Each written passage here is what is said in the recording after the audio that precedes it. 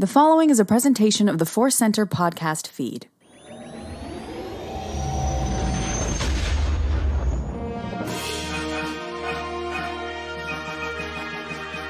From the center of the galaxy and Mandalore, this is the ForceCenter podcast feed. I'm Ken Napzok. I'm Joseph Scrimshaw, and I like the new phrase, Mandalore this. Mandalore that. I am Jennifer Landa. We are here to break, breaking news from Star Wars, the Star Wars Galaxy Far, Far Away, but we're going to be breaking down, discussing, and diving into the Mandalorian official Season 3 trailer. Dropped last night at the time of our recording, and we are going deep. A lot of wonderful reaction videos out there, breakdown videos. We're going to have some of that as well, but this is the episode where we can go in deep to a lot of things that were put forth in the trailer, themes, moments, little Easter eggs, questions we have, maybe even a theory or two. It's all part of the fun. Before we get into it, let's remind you that today's podcast is brought to you by Audible. Get a free audiobook download and a 30-day free trial at audibletrial.com/ForceCenter. Over 180,000 titles to choose from for your iPhone, Android, Kindle, or MP3 player. A little bit later, we'll have our ForceCenter recommends an audiobook we think you should try out on us. All right. Now, normally this is where we catch up on life and Star Wars adventures, but Joseph, Jennifer, we're here. Should we just dive into the Mandalorian trailer? I think we should do our ask, and then we should dive into the Mandalorian trailer. We do have an important ask, and since we have maybe some more ears on this episode, Joseph, we do have this ask. What is this ask? Yeah, so we are building our YouTube present. We got a brand new show coming called Figure Fights, where we ask not which character in Star Wars would win in a fight, but which specific action figure of that character would win in a fight. We're very excited for that, and we want plenty of people to join us. So we're trying to build towards 7,000 subscribers on YouTube. We are getting very close, so thank you if you've helped. And please, if you haven't yet and want to, hit the thing to make the noise and be a subscriber. Hit the bells. Ring the bells, sleigh bells ringing. Smash that like button. There you go. Yeah. Doing this her whole life. Listen to my kids listening to those gamer YouTubes. They're like, 13. Smash that like button. Hit the notification bell. Oh my gosh. That's what Grogu's doing in that N1 ship all day, right? Yeah. Din's like, stop smashing the like button. It is indeed. All right. That's our ask. We're having a lot of fun. Yeah, can't wait for you all to see Figure Fights. We had some fun over there. So, we are here for the big news. This is the news. All the news. There were some little bits of news this week, some nominations. That's all great. But let's go to the main event here. The Mandalorian Season 3 trailer. We got word. When I say we got word, the world got word that it was going to be airing during the rare, I think, first time ever Super Wildcard game on Monday Night Football. That doesn't happen, but some synergy, ABC, Disney, Mando, let's do it. So before we got to the trailer, though, the day actually began with a poster. We should start with the poster. This poster emerged with the Mandalorian Din Djarin in the air. Is he flying down? Is he flying away? Ooh, that's a thematic question to ask, but there's flames at his feet. He's firing his blaster, and he's holding, of course, Baby Yoda himself, Grogu. So did that poster help you get hyped? What'd you take from it? Jen, we'll start with you. I had to pull it up right now. Spoiler, as was my delay. Didn't want to hear you guys hear my clacking. I loved it because it felt very much like the cover of a comic book. Very an action style shot, which in previous Mandalorian posters, they've been more like Western, right? More like, swagger in the distance, walking through the desert. But this, and Grogu's adorable face, it cracks me up because even though they're in, danger, obviously, he looks cozy in Mando's arms, and like he knows he's safe. He knows he's safe in Mando's arms. But I love it. I just love it. It's something very different. I love that. It's like the old Lemonhead song, "Into Your Arms." That's what's playing in the background, Joseph. Did you hear 90s rock when you saw that poster? Yeah, no, I just heard a big, loud power cord. Slash was just letting a power cord rip. I totally agree with Jennifer. I love how different this is. And to me, it kind of confirmed some of the things that were hinted at in the presentation at Star Wars Celebration for Mandalorian Season 3, and some of what was in that first teaser trailer, that this season is bigger. Jennifer is so right. It's great to describe the previous posters as Western, but they're almost all like Din Djarin strolling toward the camera with Grogu kind of protected, right? I think the most exciting previous poster is Din Djarin's on a speeder, but you look at all those posters, which are cool, they're great, but they are just kind of strolling. So like the vibe is maybe he's getting groceries. Who knows? This one is action packed. This is the middle of a conflagration, literally, right? It sells the idea that the season is bigger, more action-packed, in that both of these characters are more in the middle of everything and more engaged by everything. I love what Jennifer is saying about Grogu's face, but it is a really different sort of promotional image because Grogu is not looking away from the violence, you know? He's engaged with the conflict. He's a part of it. He looks like he could be just like watching something explode and thinking, well, you asked for it. or about to do some force pushing himself, all that stuff. A lot of the images previously have been, can this space cowboy protect this vulnerable young creature? And now they're both in on it together. Yeah, I really like what you're both saying. I got to be honest, you guys are getting me more excited for everything than the poster did itself, which that means I didn't like it. I just had this. I always try to come from a point of honesty. The poster dropped, and I went, "Just show me the trailer." I got a busy day. I did a trailer, but I actually think it's my favorite of the Mando posters for a lot of the reasons you're all explaining. Jen, I love your point of we've had the Western warrior high on the plains all by himself. Now we have you can hear the pew, pew, pew in this, the promise of action, promise of Grogu at the center of it. And we're going to get to that and what that means and coming out of the Book of Boba Fett.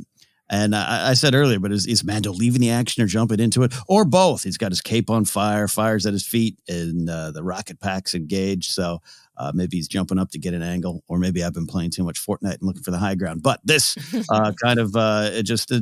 gets me hyped up for that thing we're going to be saying a lot today, and a lot of people are saying out there, the bigger scope of season 3 that can simply be a description that's going to become cliche, but I think it's really true, and that's why it keeps emerging in this poster.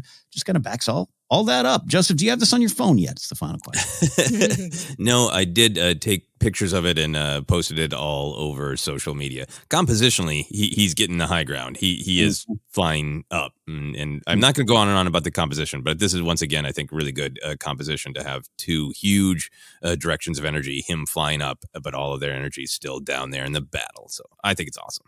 I love your composition, Taki. You're skilled in that area. You're trained in that area. And it's this is a good thumbnail photo, too. I don't make the best YouTube thumbnails, but I try to keep this kind of stuff in mind. And it's like, oh, yeah, there's a good flow. There's a lot.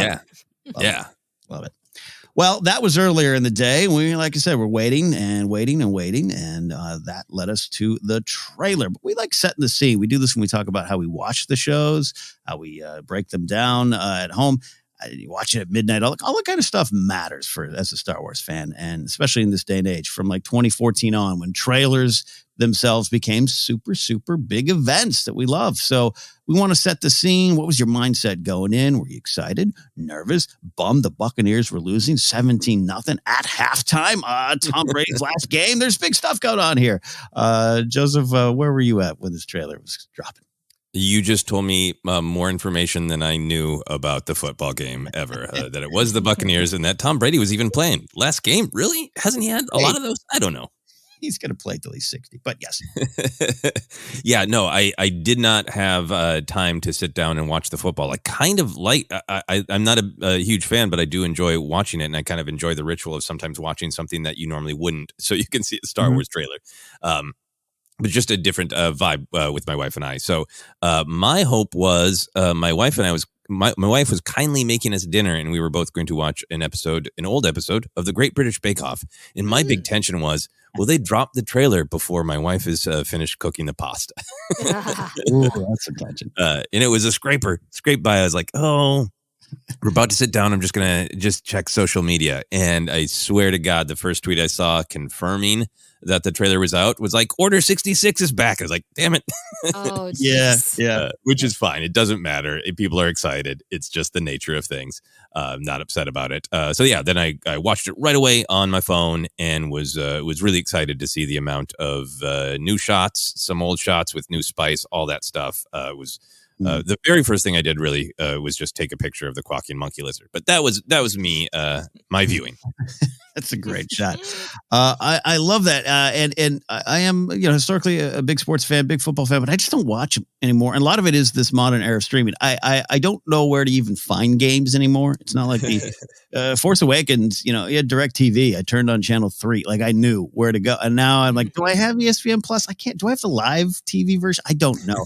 So I just kind of waited patiently, and I will admit, and it sounds like, looking at my notes, I'm like, am I feeling negative about this? No, I was really excited. But along with the poster, I just was like, it wasn't the same effect as like a movie, right? As episode 10 trailer dropping or something. Or even some of the first looks or teases of other shows where you're like, oh, I want to see my first shot of Ewan as Obi-Wan. It had this like, I will wait because this show is 3 seasons in and it's going to pop up on YouTube seconds later, which it did. And that's how I saw it.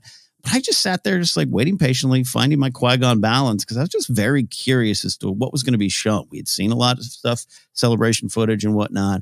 And I wanted, what are they going to show? And more importantly, what are they going to set up? Obviously, that's what a trailer does. But I was just curious to see what they're playing, what they were playing with. So I was really just in Zen, in a dinner was ready, same situation, no pasta, Joseph, but I was just like checking the clock, halftime, 6 seconds, got a notification from a friend, Kevin, hey, I think it's about to show, and that's when I watched it. So Jen, what was your experience? What was your scene? Did you send the kids to bed early at 6:30? I had a little bit of dark side energy that crept in because last night my husband's like, let's go to the Santa Monica Pier. It was freezing. And we went to the arcade. I did that Dance Revolution. I was exhausted. I felt like I was going to throw up. So by the time I got home, I was like, I don't care. I felt like we've seen some of the stuff. It's not like it's a new movie. I need to be in a better space to where I'm not grumpy Jen and I can just enjoy it and get back to my Star Wars happy place. Because I was not in a happy place last night. I watched, I think, the rest of the Last of Us. That I got my Pedro Pascal fix there. And I was like, I'll watch it in the morning, which I did. And I was so glad that I waited. I felt much better. I had my cup of coffee and I just felt grounded in my happy Star Wars place, which is, where we are emotionally, it affects how we're going to receive it, right? Absolutely. I mean, if I had watched it last night, you might have seen me on YouTube being grumpy, one of those grumpy YouTubers. That's why I would never go that far. No, but, I love this actually. Yeah, I would. Maybe I might make a rap about it, but no. So I watched it this morning, and it was great. Check out the Jen Landa catalog on YouTube. No, I love this. This is honest. This is why we have this. Because yes, some people are excited watching the game. Joseph and I both kind of seem to have like we'll wait for the YouTube thing to show up. And I think it's important in this day and age. It's not just Star Wars. Like I said, I had some questions going in, or just show me the damn trailer. But that doesn't mean I was grumpy. But I had to make sure my mindset was in the right spot, and especially when you're breaking this stuff down. And this is why I love that people that do reactions. There's a lot of friends we have that do reactions, but I just think it can open the door to what you're feeling at that moment, which has a lot more to do than just Star Wars. And I like, Jen, that you have the lesson of patience. Yeah. And that's why I didn't do a reaction video, because I've kind of been doing reaction videos. I thought, you know what? No. And I'm not going to fake it, even though I'm an actor. I was like, that's not what it's about. It's about capturing like the genuine surprise and joy. And when you're so exhausted and cold, you're not going to get good reactions from me from that. There you go. No. Nope. There you go. All right. Well, once we saw the trailer, whether you saw it last night, whether you saw it this morning, whether you're seeing it right now during the podcast and you're pressing stop to listen, we want to go to our gut reactions. This is that reaction thing you're talking about, Jen. And often it's to me, the right instinct. It's the improv thing. We've all done improv. It's your instincts, your first instincts usually are right? That's where your heart's taking you. So I want to go to the gut reaction. Did the trailer meet your expectations, exceed them, underwhelm you, which is a possibility? Jen, once you saw it this morning, what was your thoughts, your initial thoughts? I really liked the scope of it, as we're talking about. I was like, wow, there's a lot of different locations. They're not just in the volume, and no shade to the volume, but they got out, or they just have really good CGI because it looked like they got out. A lot of locations. That was Who let the Mandos out? Who let the Mandos out? So that was exciting. Anytime I see a group of Mandalorians together with their jetpacks, I get excited. I squealed. Anytime I see creatures, Kowakian monkey lizards, the Anzellans, I get excited. And overall, I think that they gave us a lot of flavor, but they didn't reveal the surprises, which Jon Favreau had said, I think it was at Celebration or D23, that every week there was going to be a surprise of some sort. So I like that they're keeping those secrets. We don't need to know all of it.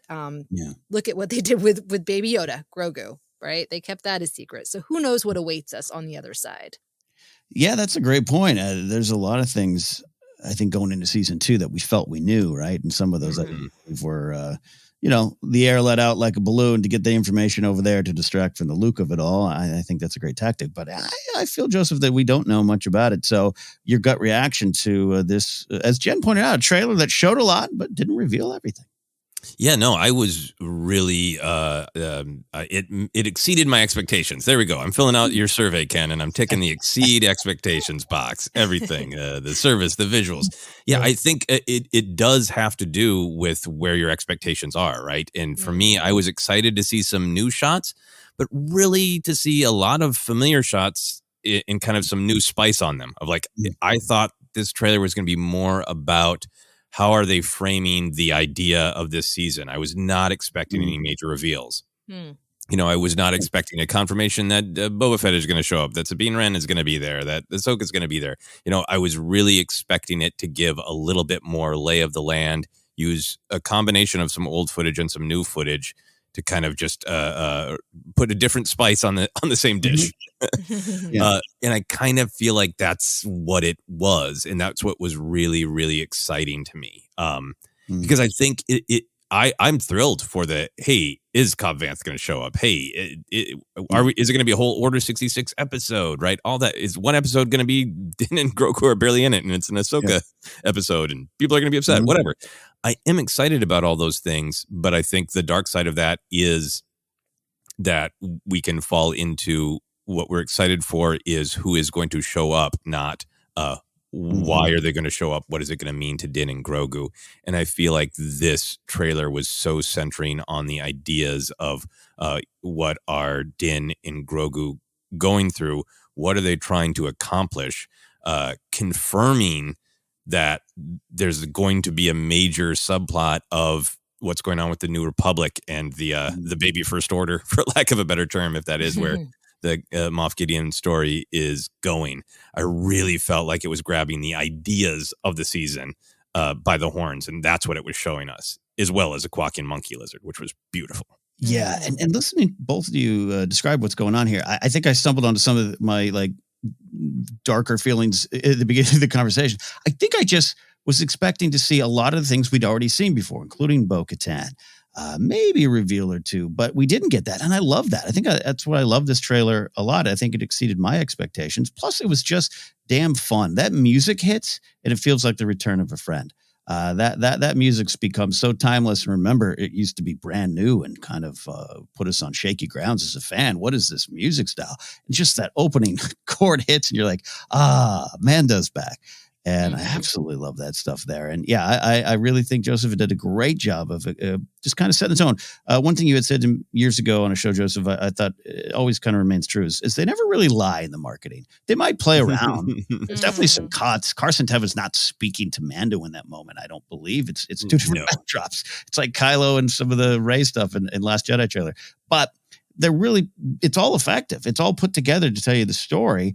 In a general term, what we're getting. So the core of the show, this clan of two set against a larger backdrop, that scope you're talking about, Jen, it's definitely present there. And at the end of the day, I loved that it was short, quick. It wasn't a 3-minute, here's everything coming your way. It was just an artistic piece of promotion. And I really love that and respect that. Mm-hmm.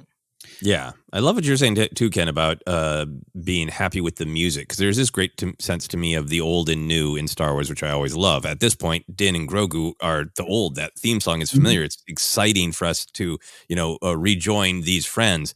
But then there's also so much going on in this trailer that's reminding us Din and Grogu are in a different spot. They are moving forward. This is a different game. This is a different time. So it's a great mix of I get to re-meet my new friends, but my new friends got some new stuff going on, or my old friends got some new stuff going on. It's like the first day of school. We're like, look, Bruce Targa, he went shopping at Robinson's May and he's got some new robes. This is great. New clothes for the school year. All right, but let's get to the main event here. Let's get to the steak and potatoes of this meal here, if that's what you like here. We got themes. We got lots and lots of themes. Themes and stakes. What was set up in this trailer for both the main characters and the season? Joseph, we'll start with you. Take us through your theme game plans. We've got a little sports theme going on here. Mm-hmm. To me, there were two big themes, two big tactics to get the ball in the end zone of our narrative. For me, the first one is this sort of idea of acceptance of power. And if you accept you have power, then the question becomes, what are you going to do with it? I think that's a big theme throughout Star Wars. I think goes on a lot with, Rey's journey in the sequel trilogy, on and on. But I feel like in particular with Din and Grogu, that's what's giving them this new energy, right? Din has kind of accepted, I think, on some level that he is the holder of this Darksaber. I don't mean that he's entirely accepted it and is all cool with it, but he's accepted his role not as Grogu is a hot potato that he happens to love, right? Because the first two seasons are like, well, yeah, got to protect him, got to save him, got to get him to this Jedi. And there's been this like, I got to get done with this so I can go back to just being whoever the hell I was. And now there's this acceptance that, okay, I don't know exactly what it means to be a Mandalorian. I'm going to keep wrestling with that. I have accepted I'm this kid's dad. We are a clan of two. Now, who are we going to be? And I think that's what jazzed me the most about this trailer, that it starts just with the absolute clarity of that, I think it's cut together from a couple different perspectives. But that's an amazingly confident speech for Din Djarin, who has been kind of very worldly. He knows about weapons. He knows how to traverse the galaxy. He knows how to have an exchange to get what he wants and beat people up and all these things. But this was him as leader, as teacher, as mentor, and I don't know if that speech is to other Mandalorians, if it's to himself in the mirror, if it's to Grogu, but all of it goes to this sort of question of like, well, we are Mandalorians. We have power. How are we going to use it?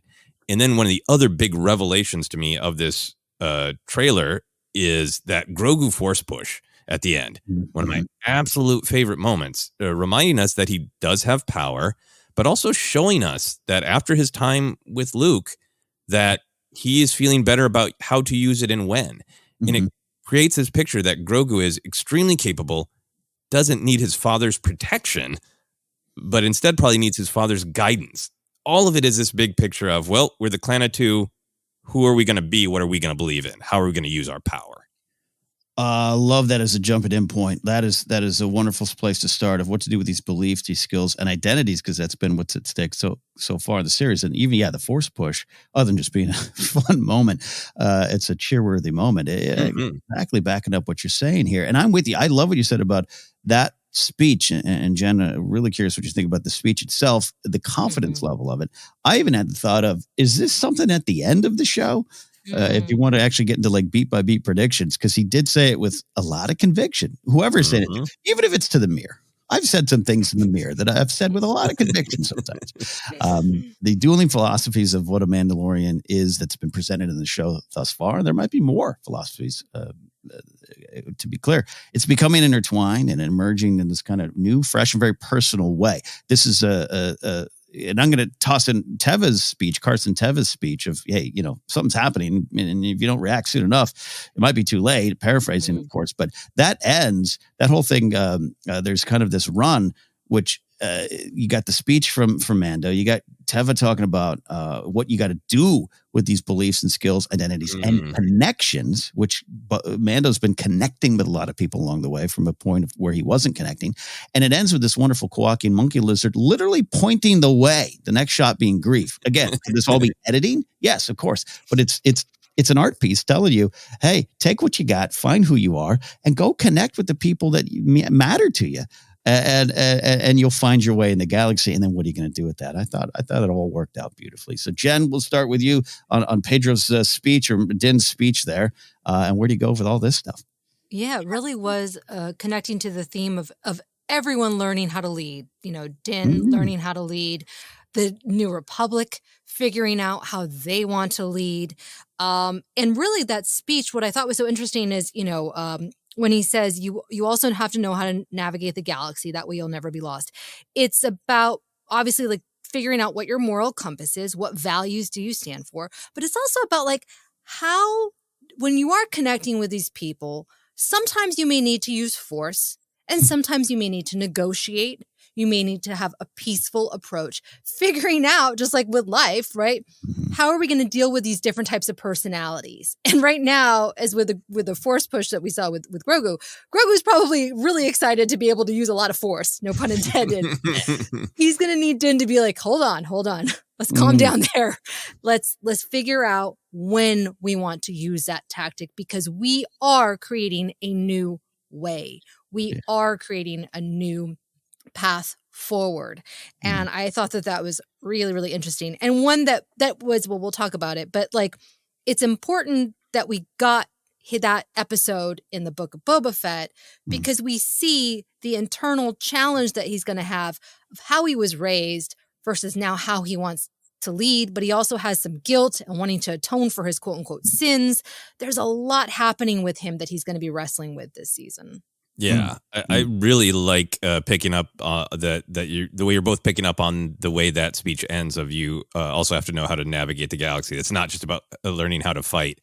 And it honestly did make me think of my father. My father's been telling me a lot about, like, I know my dad says, I know the things that my dad did that weren't great. So I didn't know how to raise a kid, but I just decided to do things opposite of my dad.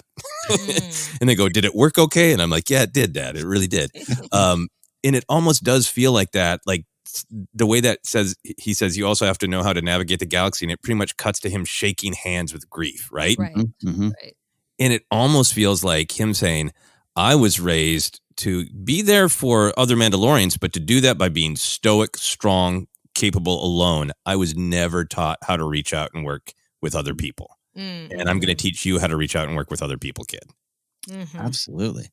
Absolutely the feeling there, and absolutely the growth of what's going on. When you go to that opening shot of season 1, episode 1, right? The music cue, the door, the lone gunman, as it was pitched back then. We are in a different spot. And that just that really gets me excited to track this growth. It's something that, we all struggle with. I personally have always over the years struggled with. I'm good at maybe making friends, but I also function better on my alone, alone. And that's not necessarily the way that's led to success or deeper connections. And so I connect with Mando on this, and it meant a lot. I like that handshake. I like that grief. Number 1 is there, because who doesn't love Carl Weathers? Come on, looks just amazing. But yeah, just what it means, this new version of family and a clan for all of them. Love it. Yeah, we got some big stakes in this though, and I do without a doubt. A lot of people are fans of Carson Teva, not just me. We all love him here. Just love having him here. Love with that flight jacket. It's one of my favorite moments. But it's to me the line. Not more than anything, but it's the line that highlights the stakes. The New Republic's foundations could be rocked.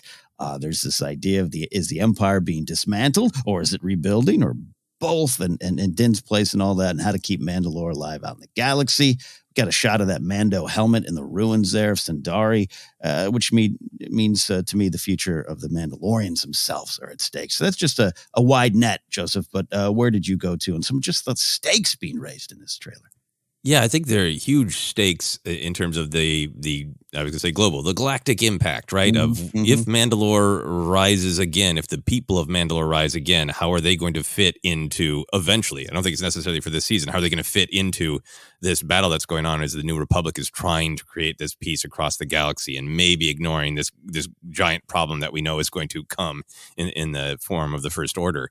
But I think almost more on that thread, but personal to Din and Grogu's journey, I was really thinking about this idea of trauma, right? Of revisiting pain. Because on the one hand, we have this more forward moving, they're both accepting some amount of power. They're both trying to move forward and decide who they want to be. But then there's also this, we got to face our trauma, right? Because exactly as Jen was saying, even though Din is like, hey, let's decide who we want to be. I'm sounding like a leader. He's also like, but I broke the rules that I was taught when I grew up. So I have to go, be forgiven for my transgressions.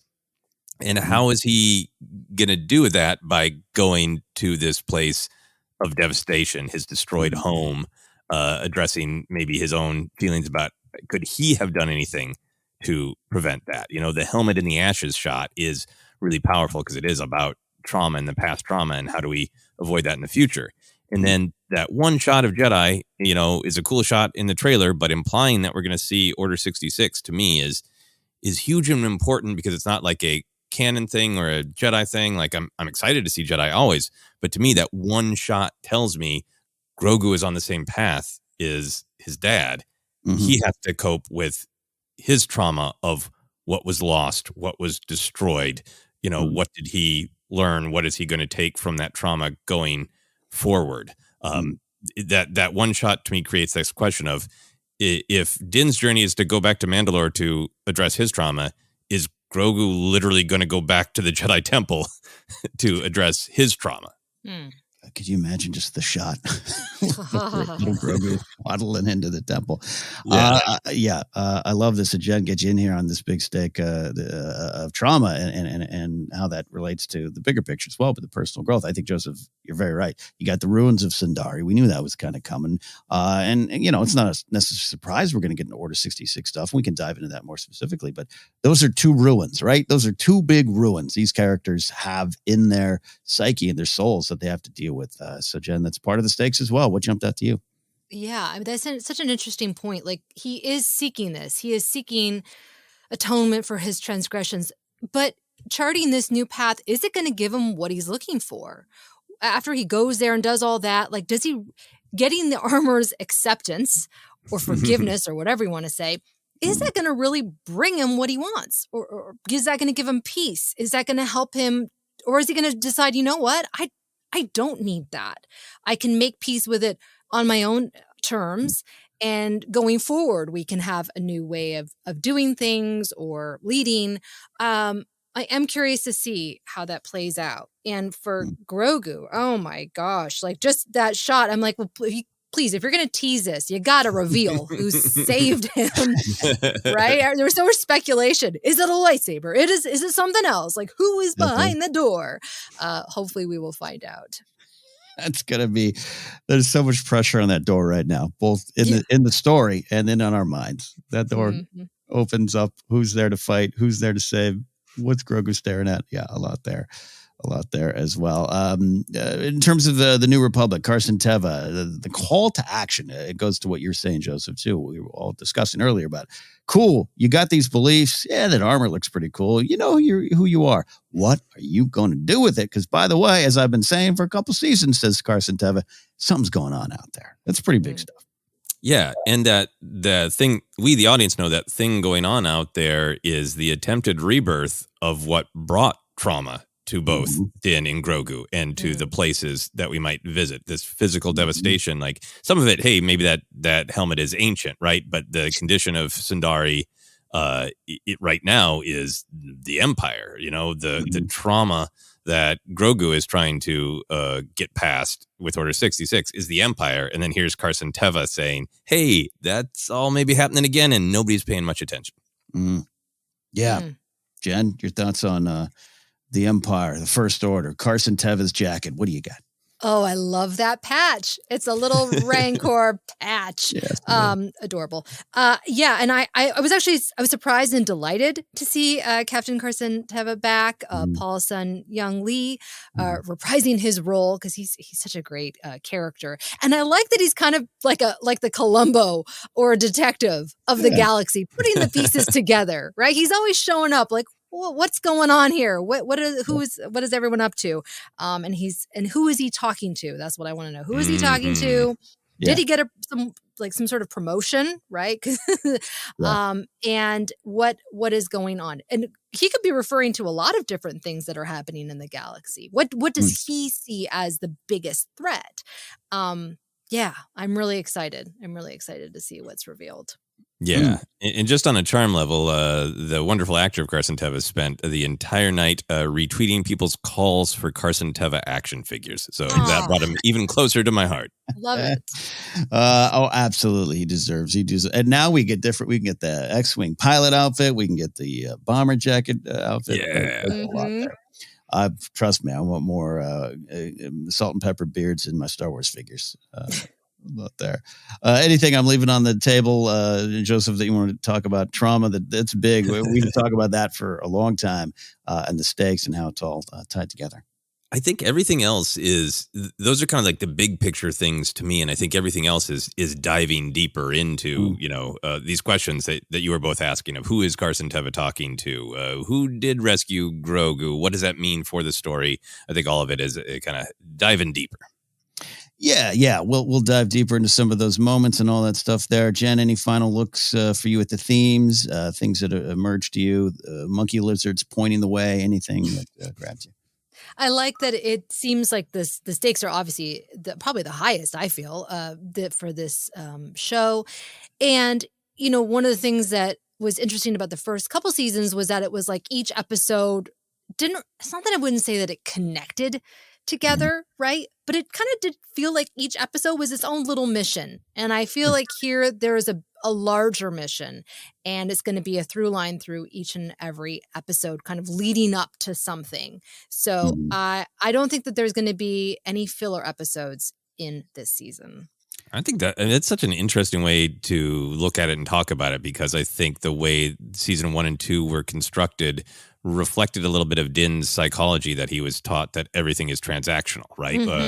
And not in a friendly, helping each other out way, necessarily. But it did make it like he's on his quest. He tells everybody he meets what his quest is this season, what he's trying to do, and then he gets wrapped up in their side quest. So each episode does feel like its own adventure. And I am really curious to see if his kind of change in psychology is going to change that, or if he is going to spend the first half of the season going, I'm trying to get to Mandalore, but you need me to collect 100 tip-yips? Okay. Right. I will. Yeah, that's a great. It's definitely the missions, the armor for Suka, like it's all there, and it's all part of the makeup of the show that I think we're used to by now. But season 1, I remember even by like season 4 or by episode 4, I'm like, what are we doing here? And sometimes you just have to wait for the story. You have to wait to just really pick up on what they're doing here. And that's a big question, Joseph. I wonder will he react differently to it? Is he now the one going, hey, help me? Like, is he trying to, is it more like, I need your help? I've helped all of you. I don't know. There's just something, because where this trailer begins with, Mandalorians scattered throughout the galaxy. You have that great shot. And I'm with you, Jen. I think a lot of it shows the extreme, just the growth of the stagecraft of the volume. But that one shot, I was like, I think they're out at the 118 freeway again. Wow, that's cool. Right. So we'll see. Because the clouds, I was like, those are either damn fine computer clouds or those are clouds, or somewhere in between. So yeah, I'm just on a practical level, I'm curious about what week to week what we're going to be getting. Yeah, no, absolutely. And what's going on with those Mandos on Navarro, if they're helping or hurting? Helping or hurting? That is the question that this show might be asking this season. We are not done. We're going to take a quick break, but we're going to come back and dive into some of the more specific things, share some of the highlights of the trailer that we all loved as individuals and a group here. But before we do that, we're going to have a ForceCenter Recommends, an audiobook we think you should try out on us. Joseph, what are we suggesting today? We are suggesting the first adventure in Phase 2 of the High Republic. It is called Path of Deceit. It is written by Justina Ireland and Tessa Gratton, and we look forward to diving in. We are going to be diving in, and you can as well by downloading your free audiobook today by going to audibletrial.com/ForceCenter. Again, that's audibletrial.com/ForceCenter for your free audiobook. All right, we'll be back and going to dive on into the Mando trailer. Second by second, maybe. Beat by beat, for sure. Stick around for more ForceCenter.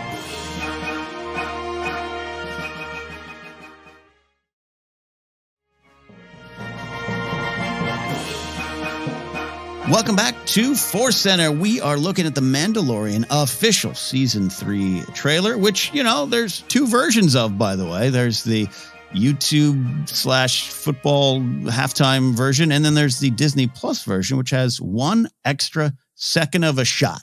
But it's a big shot. We're going to be talking about it there. Before we do that, we've discussed the big themes, the stakes, what we think this trailer is communicating about what's coming. But there are also moments and highlights and lines and characters. We love looking at that. So what were some of the highlights for us, some of the big moments, the characters, confirmations, question marks? What do you got, Jen?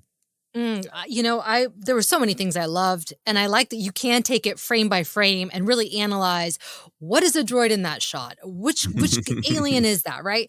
So much fun for me. Of course, I'm always gravitating towards the creatures, so I was excited and delighted to see them. The droid cantina was a particular thrill. Because obviously, going back to A New Hope, we know how droids are seen in the galaxy, and so that was a fun little nod to fans. It was also just fascinating to see, okay, which droids are there? Battle droids. Are they going to say Roger, Roger? Please, please let them. Please let them. And to me, and that the creature that Grogu force pushes back, that looked to me like a person in a suit. And that is like, this is why I love the Mandoverse. I love Andor, and I love all the other things, but Mando feels like the warm, cozy Star Wars blanket that I just can curl up into. It's got the right amount of weirdness, the right amount of like fandom love, right? And also freshness and newness. That's why I think that this show has been such a hit. For me and for a lot of other people, and bringing new people into the fold as well. So, there was just so many fun things and things that I'd already seen before, right? But I still get delighted to see it. Yeah. Yeah, I forgot, with Book of Boba Fett, we're going to talk about it, and that being kind of season 2.5 has been discussed publicly. I just kind of forgot, maybe took for granted that, Mando is definitely its own show. It's its own special feel and energy and look, including stunt performer in costume. Right? It just, and I kind of have grown to like that, where maybe I think I didn't as much in season 1. And that's just that thing of what is new becomes old and familiar and comfortable in the most warm ways. And that's kind of where we're at here. I'll toss some highlights out here, Joseph, but then I want to get to yours. As I mentioned before, I love Carson Teva, only because he just kind of has always represented what I thought about the show. Like, how in the world does no one in the New Republic know this? Like, you got a guy calling himself Moff. You got to come on. So that's just a general look at it, but excited to have him here and to see him in the trailer. I think season 2, we heard him in the trailer. We didn't really know at the time, because he wanted to tell a man to slow down, but now we see him.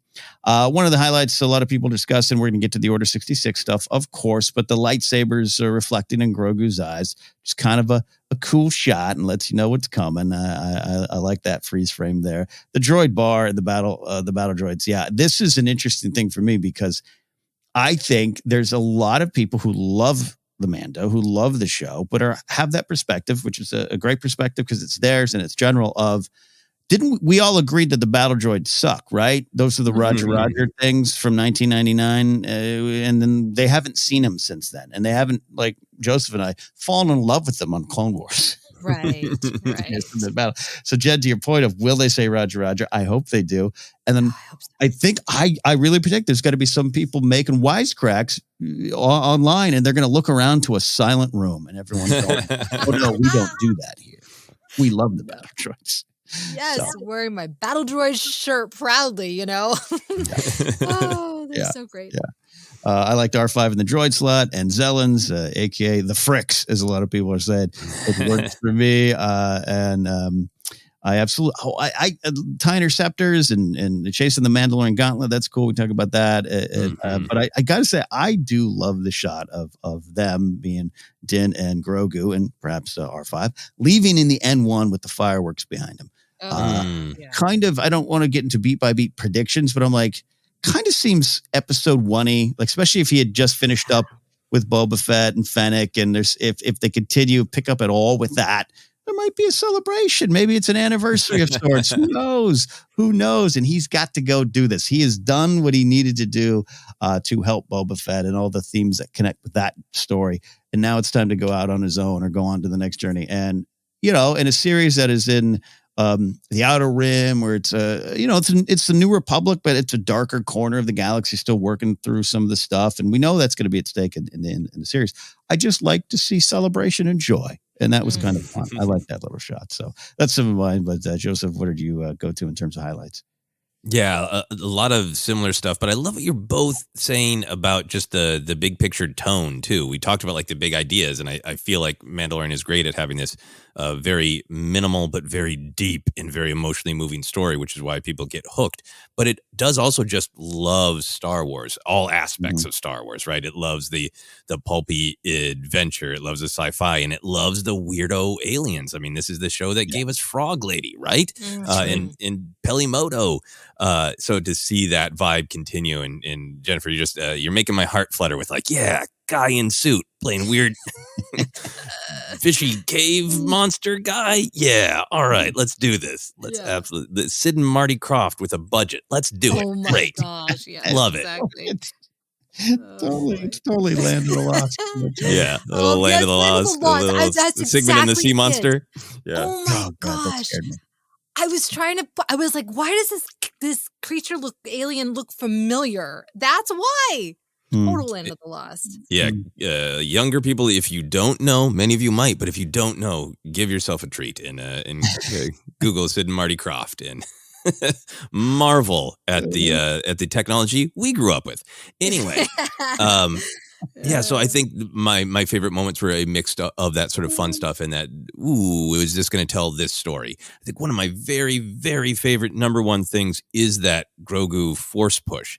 Not just the force push, but the look on his face and the way they keep getting new emotions out of that wonderful puppet muppet, whatever the proper noun for Grogu is. He has on his face what I can only describe as a little Zen bleep eating smile. It's fun because it's cool force push, right? And Din is nowhere to be seen, and Grogu has saved the day with the Force a couple of times, but like out of sheer instinct and almost even confusion, right? This is so confident. This is so, I know what the Force is. I know how to use it. This is a Force push. It is kind of peaceful. It's get away from me. I'm not going to let you hurt me. And that look on his face is so content with, it doesn't hurt to use this. I'm not confused and frightened to use this. I know what it is, It gives him so much power. So absolutely, it was just a cool moment. And I loved it for everything that it tells us about what Grogu's journey might be and how there might be new and variety in Grogu. It's not just going to be the same as season 1 and 2. So I love that.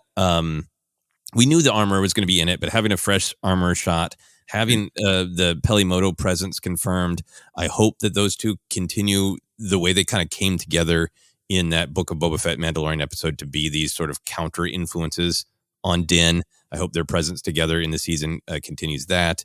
I was really jazzed by the droid parlor because the B-1 battle droids are there, but really pausing and looking at it.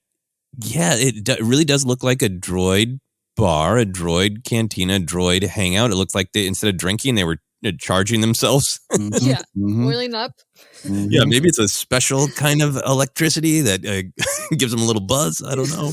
But it really did make me feel like those are battle droids who might say Roger, Roger, but perhaps darker. Maybe these are battle droids who are aware of what they have been put through and that most of them are gone. I really did get the vibe that this might be the droid Gatra from the publishing side. For people who haven't read about it in various books or comics, there's kind of a faction of droids who are extremely aware that they are sentient and kind of want to have their own places, their own power. They want to be free of being tortured and used by organics. there's a real vibe that like Din in Organic just walked into a droid bar that he is not supposed to be in, but he needs something there, you know? Yeah, I mean, it's not going to be cheesy to me if the bartender says we don't serve your kind here. It would be very important. Very important. And he'll be Mandalorian? No, organics. Yeah.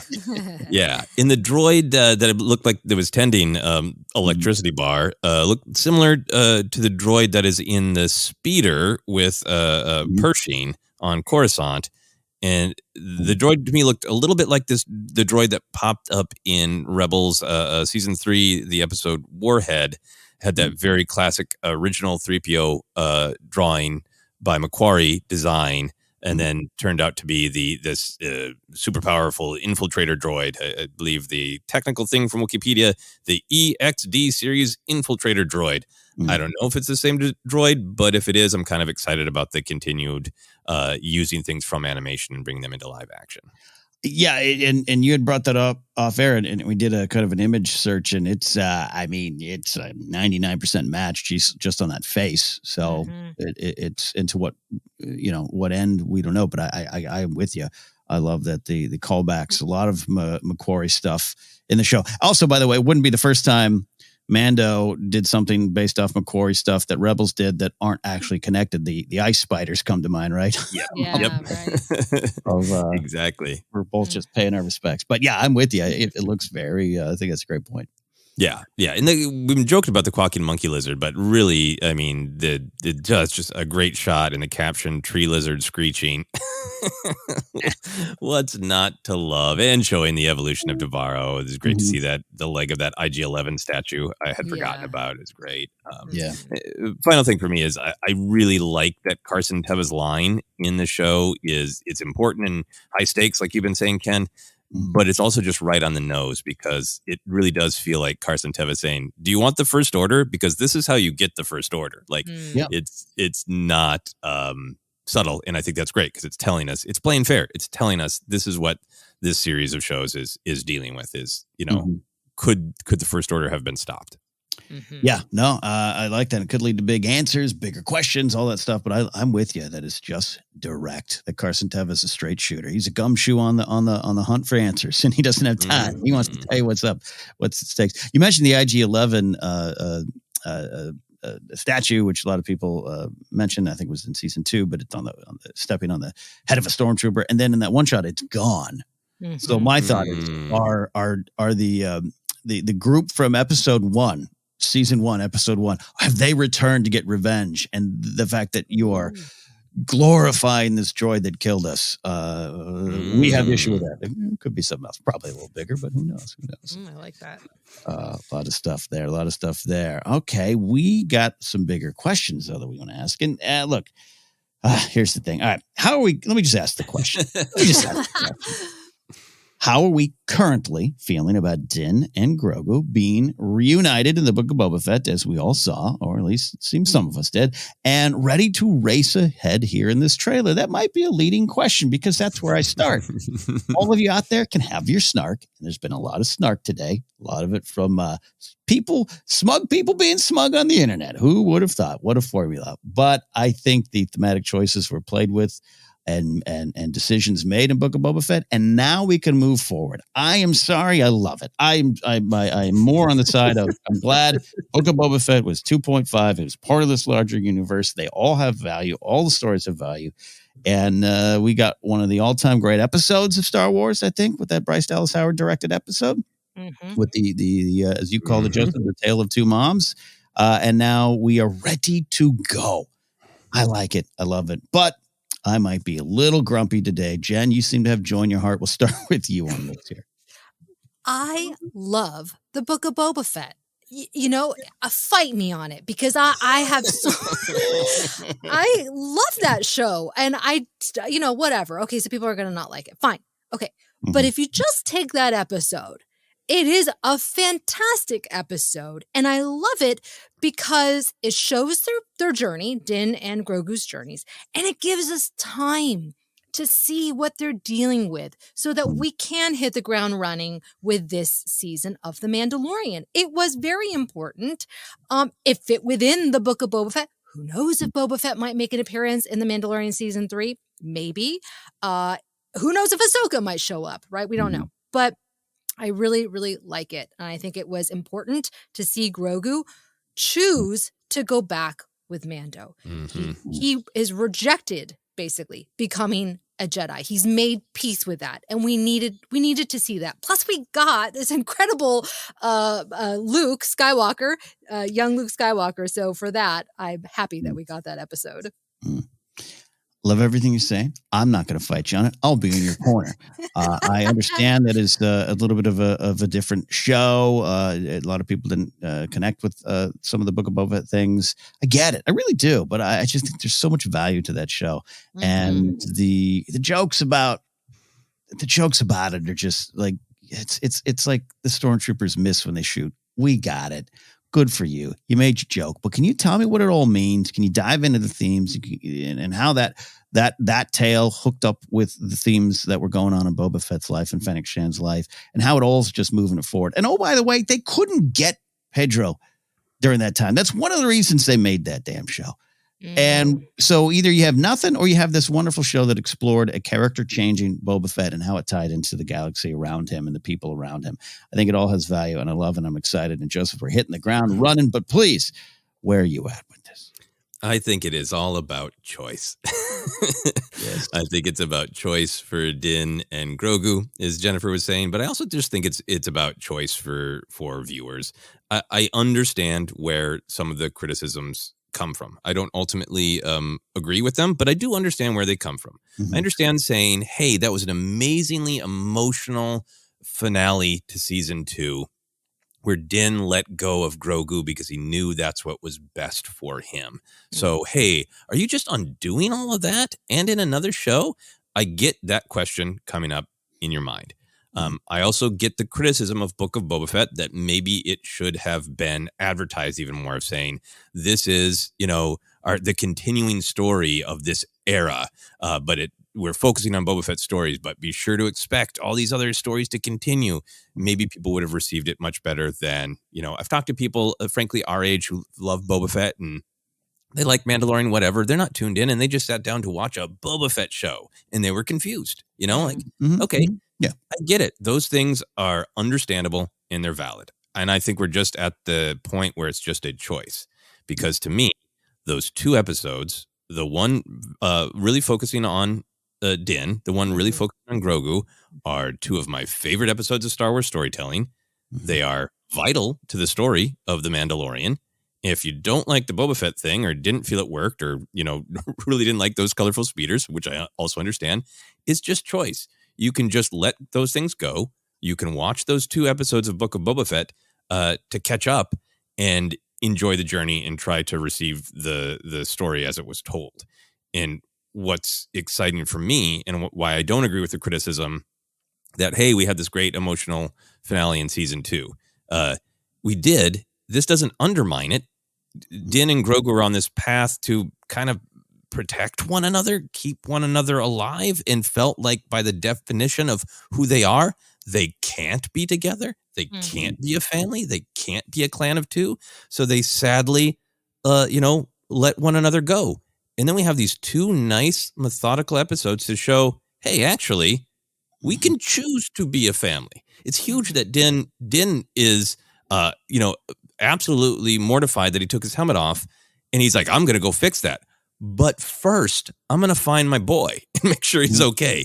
He chooses that, right, over his sin redemption. And then, of course, everything about the Grogu episode is choosing to be with Din. So I love that those choices were made, that we've got nice, slow episodes to deal with them, slow emotionally. And now we can just hit the ground running with them in a new place. They made a choice. And because they went through those journeys and made that choice, they're in an entirely different place because there's no question, should we be together?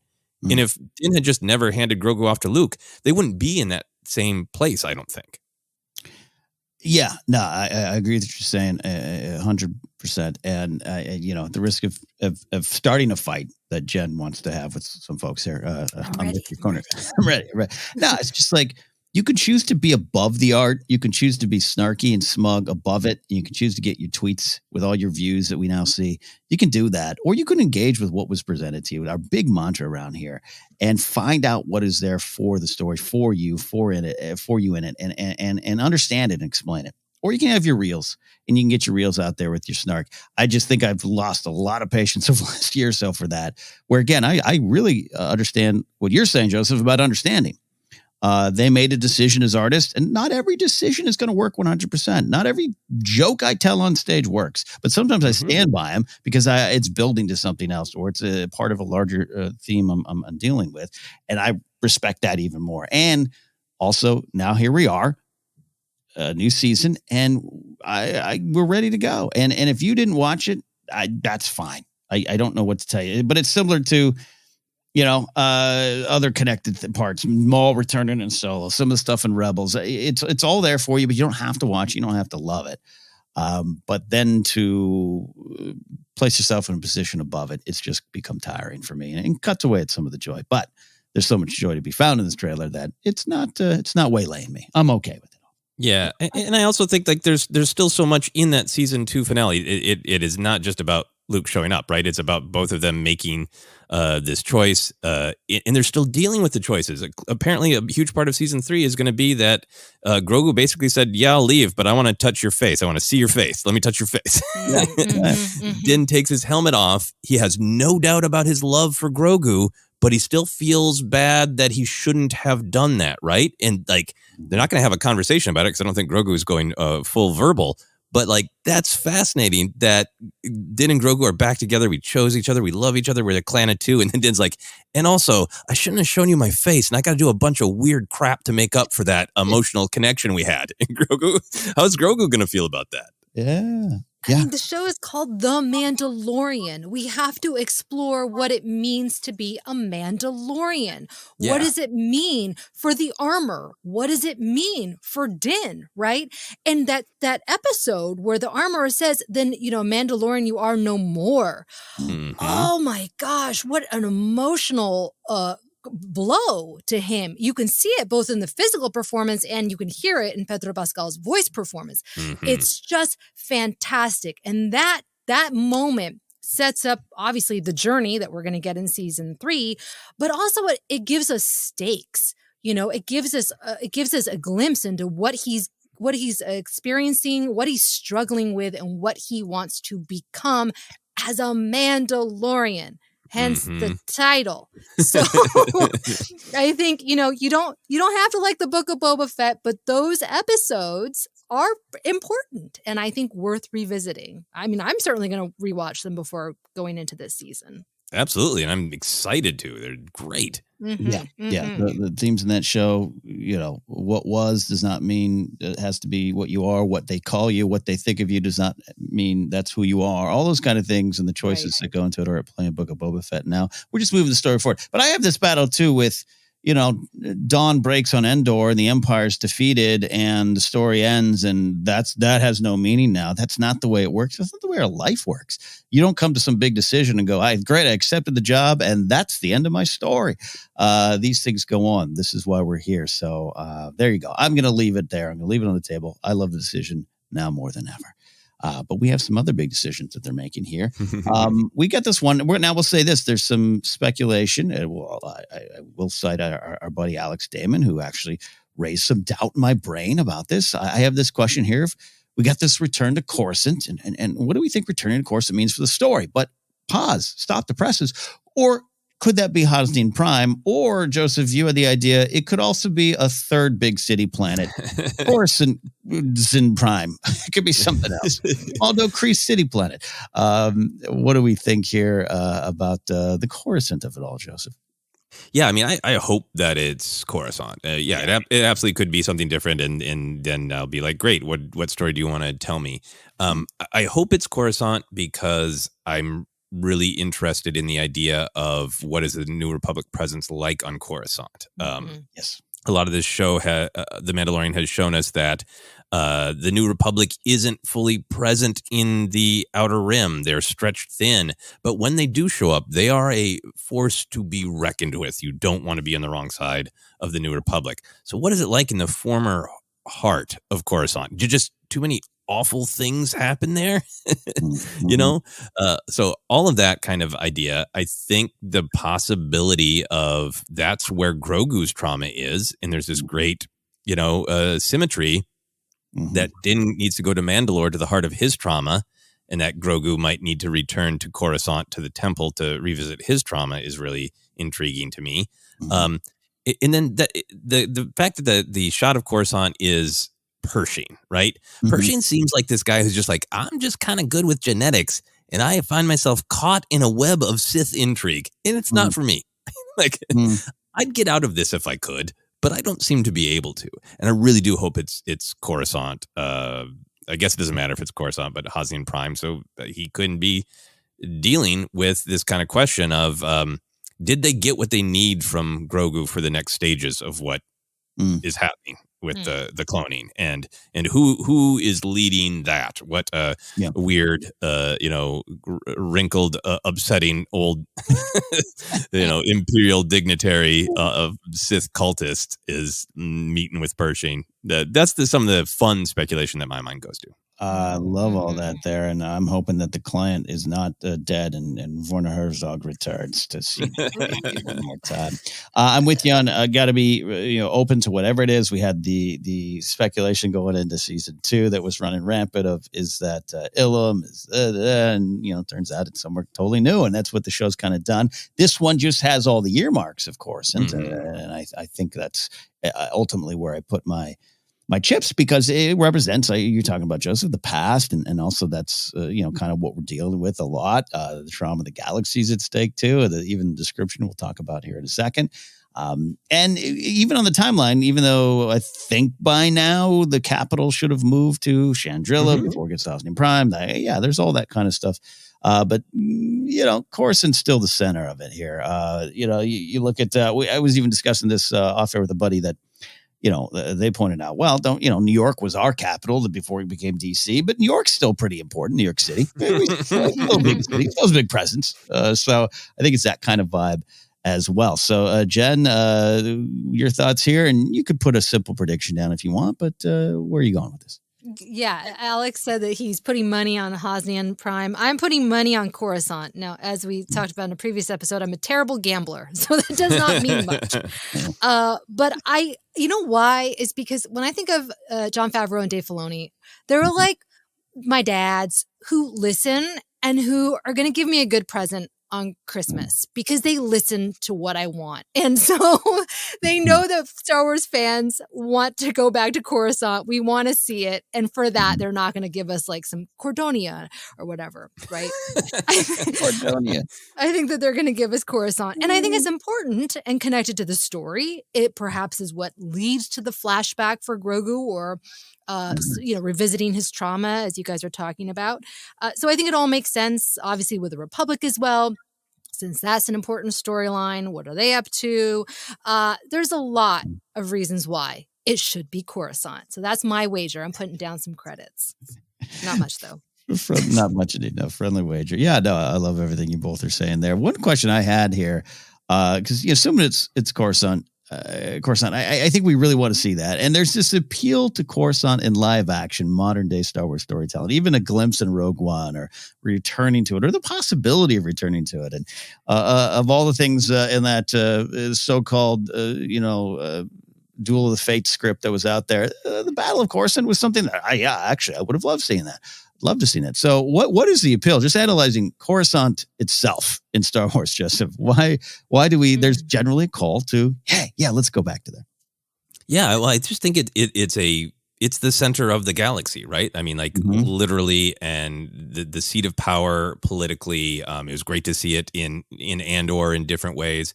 So I think for me, it's like, this is this, scar in the heart of the galaxy, right? This is where power has always sat. And now we're in a place where, like, And what happened here was so awful that the new government is like, yeah, that can't be our seat of power. But whatever, astronomical number of beings still live there. It's still got to be absolutely important to the galaxy in every respect, right? From financially to culturally, right? So like, it is almost like, what if, I love the New York analogy. It's almost like, what if, everybody's like, hey, New York is still really important, but nobody really likes talking about it. It's kind of a bummer, we just don't really, in this specific era. That's what's fascinating to me about Coruscant. I think that's a great way to look at it. And also just this, for me, spending so much time there in the prequels and love those films now more than ever. But, the movies were made in different ways, shot in a different way. And I think just that Rogue One shot alone was just like, it felt even more real to me because it felt real in the prequels, by the way. I still love it. The opening Attack of the Clones and just racing through it's still one of my favorite things. And the score with Williams, all that stuff.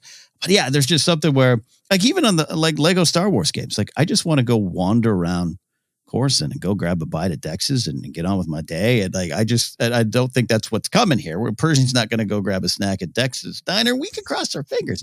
There's just something about it. There's a little bit of prequel love and prequel recognition that I think comes from Coruscant. That it is that we just kind of feel the love in a way there. So I don't know, Jen, any final thoughts on Coruscant there, or why do you feel we want to see it? I think it's definitely nostalgia, right? For those reasons that you just stated. I also think it's because when I think of Coruscant, it does feel so much like our world. What would our world be like in the future? And what would New York City look like, right? And I think that because of that, that's why it's so fascinating. Like you're saying, like, where am I going to grab a bite to eat? Where am I going to go to the dry cleaners? Like what is everyday life in this place that seems so reminiscent to ours? Story-wise, I also think it's interesting because it's like you're saying, what kind of not necessarily propaganda, but what kind of positive press are they going to have to put out? Hey, we're back, but things are good. We're not gonna go down the evil road again. There's a lot to overcome that would create a lot of conflict. But for me, I want to live in Coruscant because it's cool. Yeah, and like, what's the deal with the Senate chamber and the Jedi Temple that was the Imperial stronghold as well? Like, I want to make a real world Spirit Halloween joke. Like, is it just like, are we trying to turn those into museums? Do we just got some no longer in use signs and Orabesh outside them? Yeah, what's going on in this era? What's going on, and more importantly, is Dr. Pershing going to visit Edie Karn? Is that he wants an old family friend there. In the Disney Plus trailer, there was this one extra shot here of what does again look like Coruscant, shadowy figures of Pershing and the commanding officer from Gideon's fleet there, and standing in front of a Star Destroyer, an Imperial Star Destroyer that looks to be in the process of being dismantled, or you could look at it being rebuilt. To me, maybe a combination of both. That was a pretty wonderful shot, I thought, to drive home the theme and what's at the center and what, again, Coruscant represents. Did you both have a chance to see that version of the trailer? Did you know about it until someone tweeted it? What was your relationship to that, Joseph? I didn't know about it until we talked right before our recording, and you told me about it. And I went and looked at it real quick, and it's a great shot. And also, I just kind of feel like it does just kind of underline the importance of this plot to the larger Mandoverse. Indeed. Jen? Mm-hmm. Yeah, I didn't know about it until, I think it was Alex that pointed it out. And I went, oh my gosh, how did I miss it? And then, I was like, what else did I miss? Nothing, just that one shot, which I have a lot of questions. Why? Why was that one shot added or not added into the YouTube version? Yeah. It had a weird McClunky vibe of, well, what? Wait, why was that there? Like, what? Okay. But I love both of them there. Peli Motto, of course, in the show is listed. Amy Sedaris listed as a star of the show now, bumped up it appear in terms of the cast, at least in the press release. She said, number one, she's there. We got the Pitroid. We got R5 now in the N1. We got all that. But she says, "May the Force be with you." I'm trying to recall how many times we've heard that phrase in Mandalorian. I can't recall any. Do you guys have any memory of that? We have Force being mentioned, but may the Force be with you? Not off the top of my head, no. Yeah. So, what is our reaction to that and its potential meaning to the story, Jen? I thought that was an interesting choice. And the only thing I can really think of is that she maybe knew that Grogu went off to try and do some training. And now she might think of him as a little Jedi, even though, technically it's not. And so maybe it was like a nod to that. Because it did kind of come out of left field for that very reason. I'm like, when was the last time a character said, "May the Force be with you" in the Mandoverse? And I can't think of a time. Yeah, someone out there could correct us. Again, I know that there's Jedi Force things, all that could have been mentioned, but this and that that's a classic phrase, right? We get that, we know that, but has a lot of meaning, Joseph, in the galaxy, and especially for it to be said, Yeah, no, I think the context of what's going on in the scene, why does Peli need to load R5 into that droid socket? I think when some of the shots where they're in hyperspace and it looks like Din is either taking a nap or unconscious. Yeah. So, there's some like the fun plot speculations is, did the ship end up there and Grogu's like, needs to use the Force to communicate with her of like, I need to get my dad somewhere. So who knows about that? But I think in the big picture, Peli is often this voice of comic reason and perspective. It's said in a comedy way, but she's a little bit of the down to earth. I've been around the galaxy. I don't know if she's literally been around the galaxy, but that's her sort of her vibe. In perspective, she offers Din perspective a lot of the time, right? So I'm curious if we're going to get into Grogu connecting more with the Force. Does Peli have a funny but honest take on what the Force is on Jedi she met as a younger woman, right? If Din's still wrestling with what are Mandalorians, and I met some Jedi, they seem cool, but I guess I'm supposed to hate them. Yeah. I guess they're supposed to be my ancient enemy, and I guess is it problematic that my son is one, kind of, So I'm interested to see if Peli will have a take on the Force on the Jedi, but more than anything, just this idea to me that she'd be like, oh, this kid that everybody was trying to defend and protect. Oh, he's a little Jedi guy? Well, good for you. Like, supportive of the path that Grogu's on, Yeah, no, that's so true. I think it means all the things you both are saying, addressing other people, other people's beliefs, acknowledging different paths, Grogu's upbringing, but there's such joy in it. And it is, it does represent a potential challenge for Din. Maybe not as much as in the past, but there's some weight to that. There's some baggage attached to Jedi with Din and the Mandos. This we know. So I just kind of liked it. Period. Yeah, and the joy behind it, that it would just be a simple, broken down way to look at it. Meaning, it's just kind of direct and honest from Peli, which is what you would expect from her, what the character has grown to be. And also for me, it's a reminder that in this era, you could say this, right? No one's going to stop you from saying this, but it seems like it may be, we're only 5 years out ish, a little more now, but like it still carries a lot of weight when you hear it. And that's the feeling I got from it. And it could just be a little blip of a moment, of course, but to choose it in the trailer, I thought there was some weight behind that. So I'm excited to see it there. Yeah, me too. All right. It looks like we'll have more with Order 66 and Grogu at the Jedi Temple. I want to get into some thoughts and hopes on this, but also acknowledge it. Yeah, I guess I'm on an anti-snark tear today over my coffee. A lot of people, I don't know. There's just some weird feel. Not weird. It's your feeling to have. But a lot of people have, here we go again with more Order 66 stuff.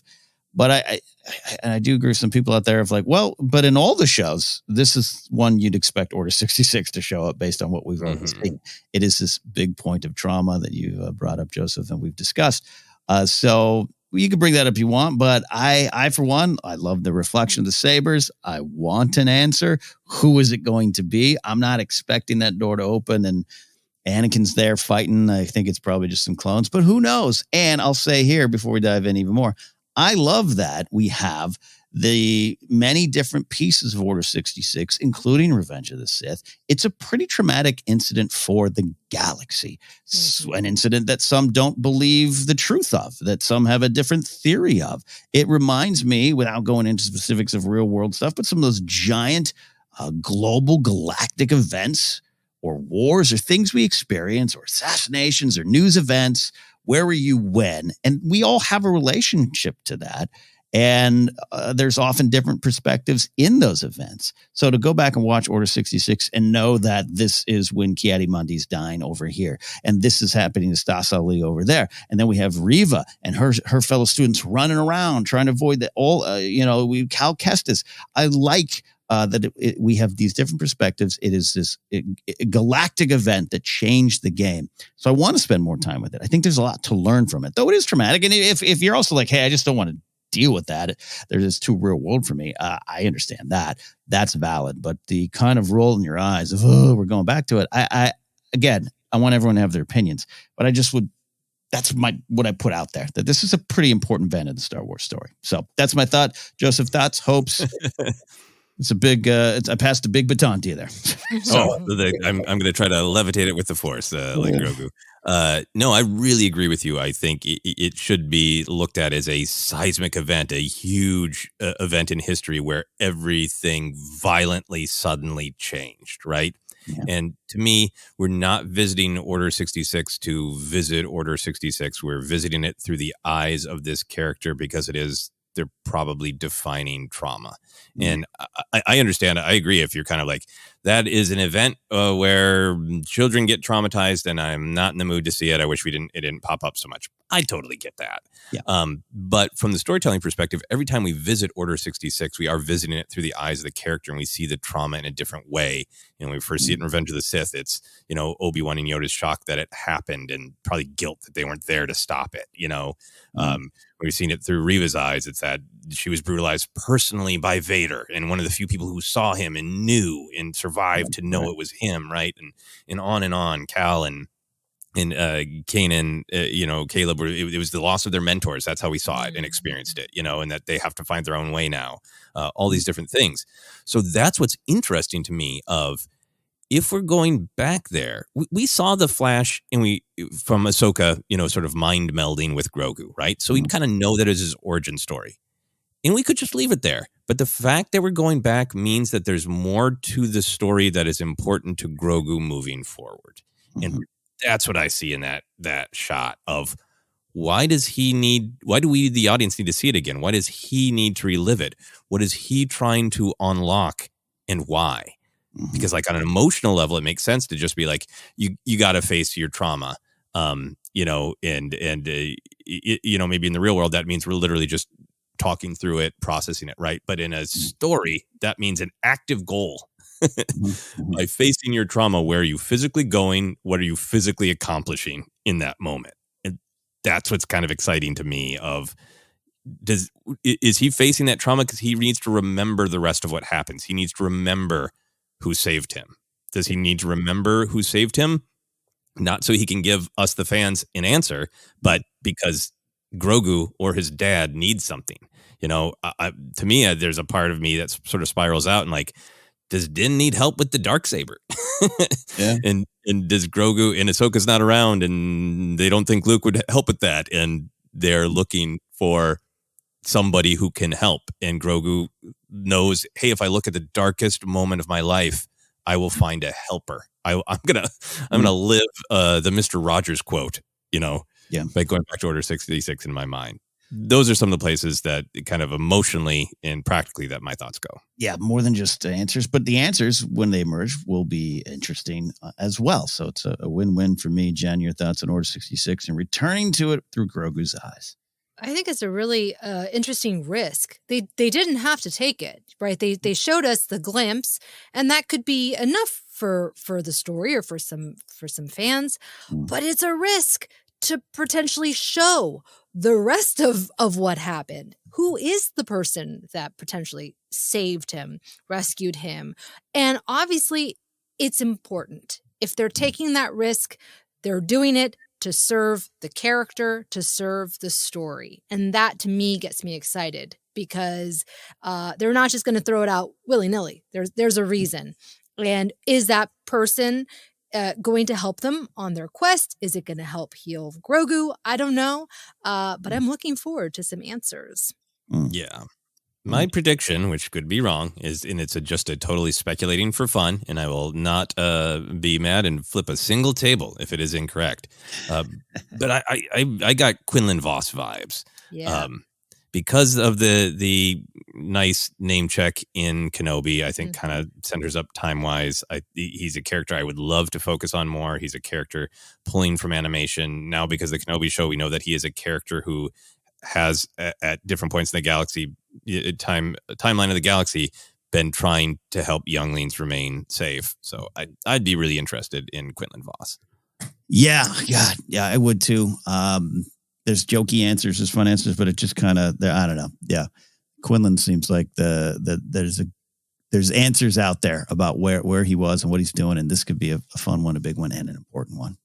Yeah, so doubling down on that, I like that answer. There you go. We're putting it all down. All right, we're almost done, friends. There's a lot to discuss, and we'll see if we've left everything on the table. But moving a little bit beyond the trailer, though, there was some other news that kind of came out of this release, including the Disney press emails that went out. As always, some things were rumored, kind of confirmed, maybe confirmed, but here we have it all on the table. This will start with the official Disney Lucasfilm log line for the season, and the log line says, "The journeys of the Mandalorian through the Star Wars galaxy continue once a lone bounty hunter, Din Djarin, has reunited with Grogu. Meanwhile, the New Republic struggles to lead the galaxy away from its dark history. The Mandalorian will cross paths with old allies and make new enemies as he and Grogu continue their journey together." Ooh, a lot there. Dark histories, new enemies, lone wolves becoming family men. There's a lot at stake here. A lot going on. Joseph, thoughts on this summary? I really like that it almost reads like an opening crawl of a Skywalker Saga film. It's part press release, but the sentence in particular, "Once a lone bounty hunter, Din Djarin has reunited with Grogu. Meanwhile," I like that it has that vibe. Biggest thing for me is that the sentence, "Meanwhile, the New Republic struggles to lead the galaxy away from its dark history." Between that sentence, the shots of Coruscant or Hosnian Prime, but Pershing, the Star Destroyer in the Disney Plus exclusive trailer, Carson Teva, it really confirms that this overall story, the Mandoverse, for lack of a better term, is going to continue to connect the dots about the New Republic and the origins of the First Order. If everything that's been happening with the need to clone Grogu is building towards Snoke, all those little breadcrumbs that we've kind of seen and kind of guessed about, to just say we're not playing games. We're telling you that a part of the story is the nature of the New Republic, the fact that the First Order is out there and growing. That's a part of this story that we're telling. We're making it explicit. We're telling you. How much is it in this season of Mandalorian? How much is it leading into Ahsoka? The team-up event that they once talked about, all that stuff is kind of still up in the air, but I love the confirmation that, yes, this is a part of the big picture story we're telling. Mm-hmm. Yeah, I agree with you on that there, Jen. Your thoughts on this summary? Yeah, I think for that very line, it leads me to what we were talking about, which is that each episode is going to be a continuous story as opposed to one little side mission leading up to something, right? I think that there's going to be two very clear storylines between the New Republic and then obviously Din Djarin and Grogu on their path. I am always curious, old allies, who does that mean? Does that mean Boba Fett? Does that mean Cobb Vanth? And who are the new enemies? Who are they going to pull from the Clone Wars or Star Wars Rebels? That's what I always think of, because they've done such a great job bringing back animated characters into live action. So that will be interesting. I'm not very good at speculating on that, but I'm sure that there are a lot of good theories out there. Yeah, I'm not as either, but hey, is Cad Bane actually dead? That's a big question. When's Hondo Watch in effect, Joseph? Champion Hondo Watch. Embo, there's so many characters, so many ones we can play around with. Does he ever run into Lando? Han? Come on, who else is out there? What other computer programs are we running to make it possible? I don't know. But I'm with both of you there. The Dark History line, it just means a lot. It has a lot of potential for interesting and intriguing, challenging storytelling. And for me, I mentioned earlier, all right, they went on Endor. We know they go into the Battle of Jakku and the Galactic Concordance. And then it's still a struggle. And it's hard to change. Periods of reconstruction can go wrong and not accomplish what maybe you set out to do, and still carry the scars of the past, and people still holding on to certain beliefs. And and all those kind of things. So what does that mean? Is it just a simple, more direct, plot pointy kind of thing? I'm sure some of that's there, but just does the galaxy, as we've been discussing, get to deal with its trauma? And what does that mean? It's just it's big. Talk about the scope. That's the scope for me, as well as Mando no longer being alone. He's making friends, and he's made some friends, and that's all going to lead him forward. Yeah. And it makes me really, really curious for something that we've been talking about of who is Carson Teva actually talking to? Because, in the trailer, it's cut like he's talking to Mando, but Mando looks like he is in that throne room of Bo-Katan. And I don't think Carson Teva popped into that meeting to yell at Din about this. I think he's talking to someone from the New Republic, which is that's fun speculation. But it is also like, is this going to be a story of, there are kind of rumblings that there continue to be these little flare-ups of Imperial activity, but does anyone really want to deal with that? Yeah. Carson, I like, maybe Carson Teva says, it's like I always said to my old friend Luthen Rail. And, great stuff. Love it there. A lot in that to discuss. But before we get out of here, we want to discuss the directors. The directors were revealed to include, they included that in the description, include Rick Famuyiwa returning, Bryce Dallas Howard returning, Carl Weathers returning. I think we kind of knew that. Of course, Famuyiwa is an executive producer on the series this year. But added to the list now is Rachel Morrison, Lee Isaac Chung, and Peter Ramsey.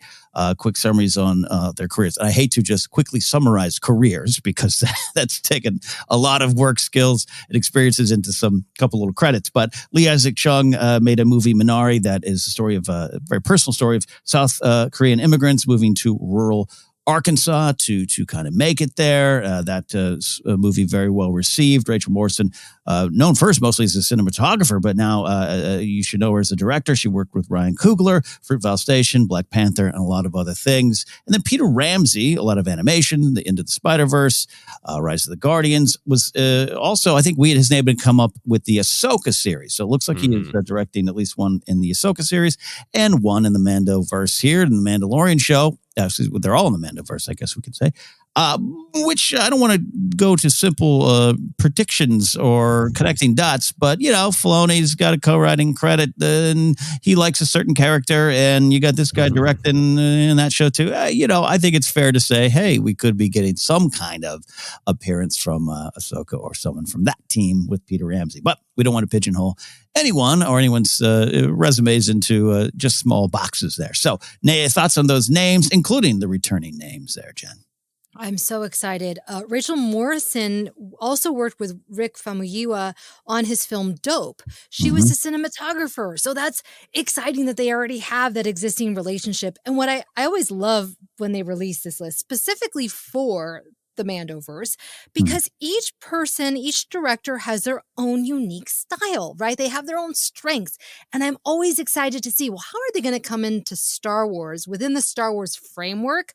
And kind of, I don't want to say find joy, but like, how are they going to work within those parameters? Because it is challenging and not every director can do that. But so far, I feel like they've all been very successful in previous Mandalorian seasons. I mean, Bryce Dallas Howard knocked it out of the park with her Mandalorian episodes. Lee Isaac Chung, I'm so excited to see what he brings. I can't wait. And it's going to be interesting because I feel like each episode I'll be able to tell afterwards, go, oh, that, of course, that's what they brought. That definitely has their stamp on it. Yeah. Absolutely. Love all what you're saying there. And the connecting the dots there and just new names and the Mandalorian has been doing that in terms of just bringing directors into Star Wars and seeing where else they can fit in. Very excited for Bryce Dallas Howard to come back. Her and Famuyiwa have just really hit them out of the park when their episodes have appeared. So I'm excited. And I just love Carl Weathers in Star Wars. I just start celebrating both as Grief Karga and as a director. So be peace indeed. Glad to have Carl here. Joseph, more thoughts on the directors there? Yeah, no, I'm really thrilled by the return of Bryce Dallas Howard and Carl Weathers. I'm really curious to see if they'll kind of shake up the kind of episodes they have, because Bryce Dallas Howard has done lots of things, but she's also done some of the like emotional gut punch episodes where you need the emotion, right? And the episode that Carl Weathers directed in season 2 was kind of like the 80s action movie episode, you know? So I'm curious to see if that will be shaken up, but I'm thrilled to have them both back. Hugely excited that Rick Famuyiwa is a co-producer, and even more of his stamp will be on this whole season. And that to me continues to be one of the biggest pieces of news about Mandalorian season 3. I'm really excited for all of the different directors bringing different energy, like Jennifer is saying. Some of it about what it means for the show, but also some of it about what it means for the world, right? The fact that Rachel Morrison definitely has some directing credits, but primarily accomplished cinematographer. I love the film, dope. But it's also just kind of this ongoing story behind the scenes that is a very Star Wars story of somebody with an immense amount of power in Hollywood. Jon Favreau has a bonkers amount of power. And he came into this going, I want to share it. I want to elevate people within this Star Wars framework, not creatively, professionally. He's given Rick Famuyiwa this shot, right? And now Rick Famuyiwa is giving somebody else who has a connection to him. There's just this kind of great story that to me is about lifting people up, having lots of different voices, lots of different perspectives, getting to have lots of people at the table and playing, which is great. Peter Ramsey, that's a really curious thing about is that an Ahsoka specific episode, all that. Final thought for me is, I'm not personally familiar with his films, but Lee Isaac Chung, his debut film played at Cannes, he won the Grand Jury Prize at Sundance. He's kind of a capital F filmmaker, right? And there can be these up and down issues with Star Wars of people kind of treating it as less than. It's fun and it sometimes has ideas, but it's still just space fantasy, right? So taking a director who has those capital F filmmaker auteur credits, what is his episode going to be like? I'm so excited. I just love the new names because for me, as not being a cinephile, kind of removed from the movie news world, like a lot of these names, this is how I really truly discover them, and that's one of the gifts Star Wars does for me. And to what you're saying, Joseph, of Favreau and team saying, cool, more new names coming in, and even if it's a name you're familiar with, but seeing them in this world and how they play with it. Peyton Reed is an example of, well, of course I knew Peyton Reed, but not see what he did with it. It's just I enjoy all that, and as a Star Wars fan, it's just kind of the added bonus, more names for me to get to know. Love that. All right, well, we're almost done. But we just have one final thing. Any final thoughts? Anything we're left on the table? Jen, anything you want to throw out there? Oh my gosh. I started off this episode of this podcast and I was like, well, I am excited. Now I'm really excited after hearing you guys share your thoughts. I can't wait. I really can't wait. I think it's going to be just a lot of fun to get back into the Mandoverse. I agree. I don't know. I just had some things in my life this morning. I was a little like, I love it. Can't wait to sit down and dive into this. But, I kind of just want the show to start. Let's get to it. That's kind of I love in this period of time where you have a little bit of information, but you really know nothing. It's really fun.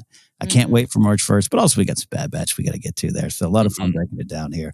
And then just to see that little face again with those ears and throwing monsters. Love having Grogu around. Joseph, any final thoughts from you?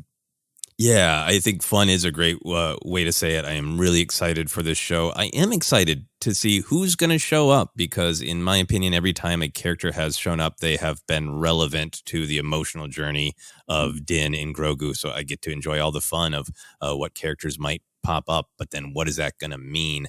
I think I'm really excited by this trailer because there's so much in it. And then there's still even more that wasn't in it. We know Bo-Katan's in this. We didn't even see the Darksaber in this trailer. We know Gideon's involved. There's so much more coming, and I'm almost excited by not only is there so much in this trailer, but there's so much more coming.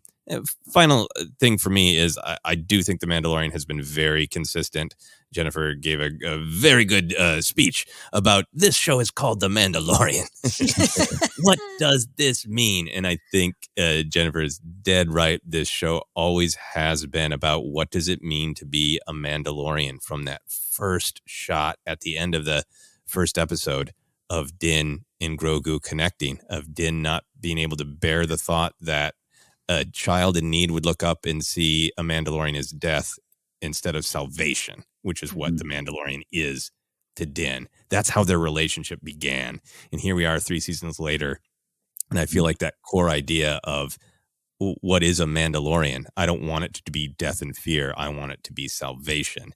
Now that's exploding out into galactic level stakes. And that's really exciting. Man, just saying that, Duchess Satine, somewhere her spirit is proud. Mandalorian is. Love that. Look, we're almost out of here, but every week on the news show, we do our little segment This Week in Star Wars History, looking ahead to Star Wars Past. Thought about skipping it this week. The focus is on Mandalorian and the trailer, but you can't. On the day of this recording, the day we're releasing this, January 17th, 1931, James Earl Jones was born in Arca-Butler, Mississippi. What more can be said about James Earl Jones that hasn't already been said about this legend and his place in Star Wars? Not much, but let's try by going back to our younger days. Do you remember, Jen, when you first learned about the man behind the voice of Darth Vader? Yeah, and I think I've shared it before. I was at the Disneyland Christmas event I think they still have it every year. And he was the narrator. And so he narrated the Christmas story at Disneyland, the special event. And as a kid, it just was like, wait, what? This man, he's so kind, is Darth Vader? How? It was just such a funny thing. And I love that over the years, he's really kind of been on that joke, right? Like he loves being able to embrace that part of him. There's no shame, obviously, in reprising his role of Darth Vader. It's just wonderful. He is a national treasure. He is indeed. And yeah, for me, it was this learning, I always say that through Star Wars, I also learned about what actors are and jobs and directors and okay, it's not all magic. And yeah, just being blown away by that someone did that. And then we've made reference on it here before, but this is CNN, James Earl Jones, VO for CNN, it just felt like Star Wars in the real world. Like I had no idea his list of credits when I was 7, but it just felt like, oh, he's ours. He's ours. He's part of it. And isn't it great that someone from Star Wars is doing the CNN voice? Like it just meant a lot to me as I discovered that there. Joseph, what was your experiences around the same time? Yeah, I know I knew the name James Earl Jones, and I think I, probably heard him in other roles, ads for, movies and been like, what? Wow, cool, awesome, amazing. The idea that, if he had done nothing but Darth Vader, he probably would have passed into legend, right? But that he has this hugely expansive, career and life, and that is just one of the feathers in his caps is great. But I mean, honestly, a huge amount of it is, for me, that this is CNN too, in this idea of like, okay, have to be respectful. That's not Darth Vader announcing this news channel. That is the human man, James Earl Jones. But it sounds like Darth Vader, and that's pretty cool. And I think, yeah, with all of the ups and downs, with, times where Harrison Ford had been, a little backing away from it, Mark Hamill all in, like that James Earl Jones has just always really seemed to just take pride in it, be up for doing more when he doesn't have to. Like whatever that was in the 90s or 2000, like you got to do a DVD game. Sure, I'll do that. Whatever, always willing to come back to Vader and always proud of it, down to, I'm not going to do this anymore, but I want to give you my permission and guidance and help you recreate this voice and have it for the future like he did for the Kenobi show is just great. Love that. Love it all. Without going too far into it, do you all have some other favorite James Earl Jones moments outside of Star Wars or Disney Christmas specials, movies, anything that comes to mind, Jen? I can't think of anything. I just, I always think of his smiling face, and it does really feel like he's not Darth Vader. You know what I mean? Like it always just felt like he was just like this living, breathing, separate entity from the man, James Earl Jones, which is such a testament to how wonderful he is as a voice actor. But yeah, I can't think of anything at the moment. No, that's okay. Joseph, anything come to mind for you? Yeah, I mean, not a specific role. I know I have seen him in lots of films, and he is a phenomenal actor. So, when it is his face and he is playing a character and not just doing an announcement on CNN, I very quickly forget that, he's Vader because he's a phenomenal actor. But honestly, what made me go like, wow, this person has a huge, huge career was that YouTube video that went around in the early 2000s of taking all these other wonderful acting moments of James Earl Jones and matching them to Vader clips. So it looks like Vader is just going on and on to Tarkin about a woman he's dating. Really, really funny. But it was also one of those like, hey, this is a funny Star Wars joke, but look at the breadth of this man's career. Yeah, no, I love that. As a baseball fan, I'm a big fan of the movie Field of Dreams, which I would argue is not a baseball movie, and he is so great in that. I highly recommend you all check that out if you haven't had a chance. But there's just a great moment in the film where Ray Kinsella turns around in his VW van, and there in the headlights is James Earl Jones saying, "What did I see, Ray?" It's one of my favorite moments in film. It gives me chills even now talking about it. It's about belief. It's about journeys and everything. It's a wonderful moment. It's just, and it could only be James Earl Jones. That voice just hits my soul when he finally has this like, yeah, I'm not lying anymore. I saw that too. What was that? And what are we doing? It's magical, and I love it. And a reminder that James Earl Jones is not just Darth Vader, though that's not a bad deal either. All right, we are out of here for real. We are going to get on down the road. We got Bad Batch. We got Databag Dive, a real fun one coming this week. We got a live show on YouTube for January, on January 27th. We'll be announcing that officially soon, but just to get you all ready, you can find us on Twitter, ForceCenter Pod, Hive Social, ForceCenter. We're on Instagram and YouTube as well. Subscribe over there. We're on Facebook at ForceCenter Podcasts, available on a lot of different spots. We are, said Yoda, iHeartRadio, Apple Podcasts, Google Podcasts, and more. Just search, you'll find us. Merch is available at tpublic.com/user/ForceCenter, and you can support us directly at patreon.com/ForceCenter. For me, you can follow me at Ken Napzok, or go to my website, kennapzok.com. New podcast, The Blathering, out on my podcast feed. Jen, where can they find you? You can find me on Instagram, where I'm generally most often there. Twitter, Facebook, YouTube at Jennifer Landa, sometimes TikTok at Jennifer Landa 1138. That's wonderful. Check it out over there. Joseph. I love the sigh in Jennifer's voice, listing all of the social media that we're on. It's true. It's so true. Sometimes like, I got a good joke. I need to cross-post this 17 places. Exactly. But you can find me many places on social media. Instagram is the one that I'm really trying to promote now. I'd love to have more friends over on Instagram, but you can also find me on Twitter, Hive, Mastodon, TikTok, all those places. You can check out my YouTube page by searching for Joseph Scrimshaw. I'll have a new short film coming either late January or early February, so join me there. Join him there. Join us everywhere. We'll see y'all next time here on ForceCenter.